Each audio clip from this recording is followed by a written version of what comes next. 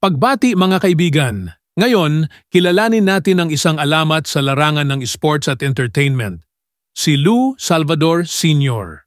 Alamin natin ang kanyang mga nagawa mula sa pagiging isang pambihirang basketball player hanggang sa kanyang pagiging tanyag na talent manager at empresaryo sa Philippine showbiz. Dito sa Pinoy Wisdom.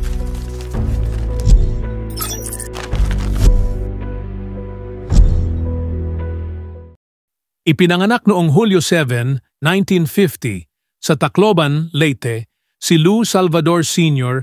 ay nagsimula bilang isang natatanging basketball player. Noong 1923 Far Eastern Games sa Osaka, Japan, siya ay nagtala ng 116 na punto sa isang laro laban sa China. Isang record na bihirang mapantayan sa kasaysayan ng basketball.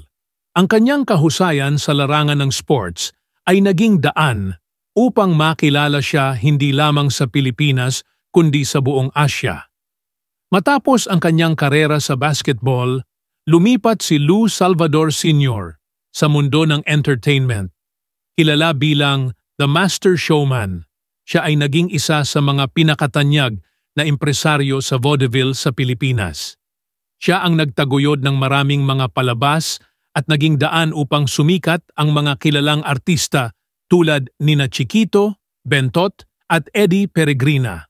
Itinatag din niya ang Master Films kung saan siya ay naging direktor ng mga pelikula tulad ng Bad Boy 1957 at Barkada 1958 na parehong pinagbidahan ng kanyang anak na si Lou Salvador Jr.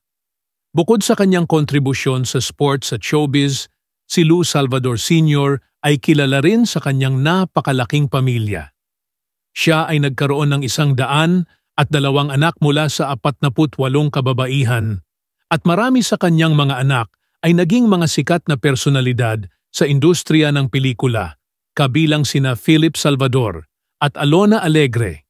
Ang kanyang pamana ay buhay pa rin sa kasalukuyan, lalo na sa larangan ng entertainment, kung saan ang kanyang mga apo at mga kaapu-apuhan ay patuloy na nagpapakilala ng kanilang talento sa pelikula at telebisyon.